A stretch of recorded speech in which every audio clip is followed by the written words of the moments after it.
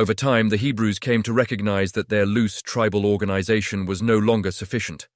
External threats, internal conflicts, and the difficulty of coordinating defense convinced many that they needed greater political unity. As a result, pressure grew for the creation of a stronger central government, and eventually for the establishment of a Hebrew kingdom. Not everyone supported this change. More conservative Hebrews wanted to preserve the traditional tribal system, fearing that kingship would undermine religious values and local autonomy. However, by around 1020 BCE, demands for a monarchy became too strong to resist. The Hebrews were influenced by Near Eastern political ideas, particularly the belief, common in Mesopotamia, that a king's authority must come directly from God. This belief shaped how Hebrew kingship was established.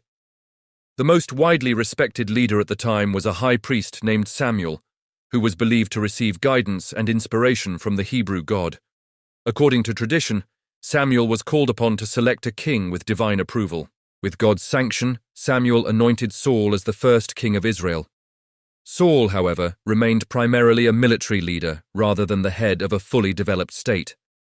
Although he unified the tribes in war, he did not succeed in building strong political institutions. The true architect of a centralized Hebrew state was David, Saul's successor and son-in-law. David was the greatest political and military leader in early Hebrew history. Through military skill and force of personality, he compelled all the tribes to accept his authority and defeated the remaining Canaanite city-states in Palestine. In doing so, he transformed Israel into a territorial state with defined borders.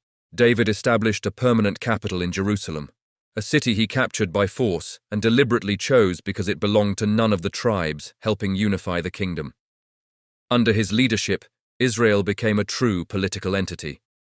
David initiated the creation of a royal government, conducting censuses, levying taxes, and establishing a small bureaucratic system to enforce royal authority.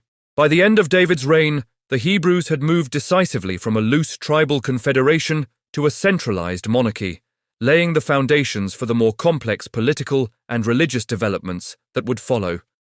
The work of political reorganization was finally completed under Israel's third king, Solomon, the son of David.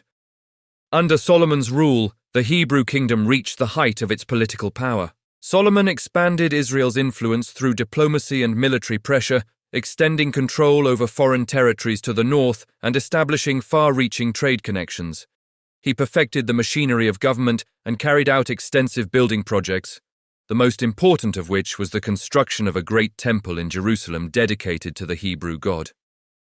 Under Solomon, Israel became a strong and sophisticated state, comparable in organization, though not in size, to the great kingdoms of Mesopotamia. However, this transformation came at a cost. Solomon financed his building programs and military policies through heavy taxation, which placed a significant burden on the population. His policies also alarmed more conservative Hebrews who feared that Israel was beginning to live too much like the surrounding peoples, adopting foreign customs and political practices. After Solomon's death, these tensions erupted into civil war between those who supported his policies and those who opposed them. As a result, the Hebrew kingdom split into two separate states with two separate governments. The larger kingdom, Israel, lay to the north. The smaller kingdom, Judah, centered on Jerusalem, lay to the south. This division, which occurred around 922 BCE, was never healed. The political high point of Hebrew history had passed, and the Hebrew kingdoms would never again achieve comparable power or unity. I have moved quickly through the political history of this region, but that is intentional. History courses often focus on great empires, states that conquered vast territories and wielded immense military power. This course is no exception. However, this section should demonstrate an important point. Smaller states and weaker peoples can play an outsized role in the development of civilization. Neither the Phoenician city-states nor the Hebrew kingdoms were ever major imperial powers. Even at their height under Solomon, the Hebrews never rivaled the great empires of Mesopotamia, and their political strength faded quickly. Yet their cultural contributions were profound. From a strictly political or military perspective, the Hebrews were not especially important. Their brief period of power came early and passed quickly. But in terms of cultural history, The Hebrews may be the most influential people we will encounter in this entire course. Their greatest achievement lies not in empire building, but in the development of religious ideas. From this point forward, it is those ideas, not their political history, that will concern us most. Like most early nomadic peoples, the earliest Hebrews were animists, believing that the natural world was filled with spiritual forces. Over time, however, Hebrew patriarchs began to associate their families with a particular deity. While they may have acknowledged the existence of many gods, they regarded one god as the special protector of the family.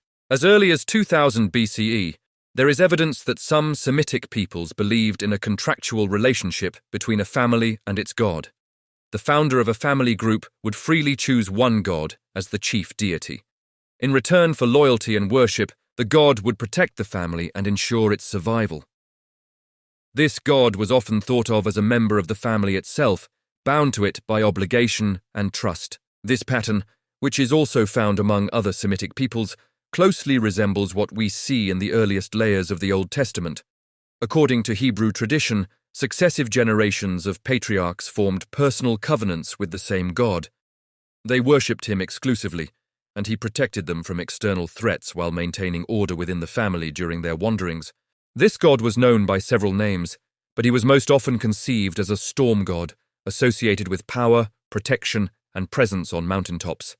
Over time, this relationship between one people and one god would evolve into something far more significant, an idea that would ultimately reshape religious thought far beyond the borders of ancient Israel.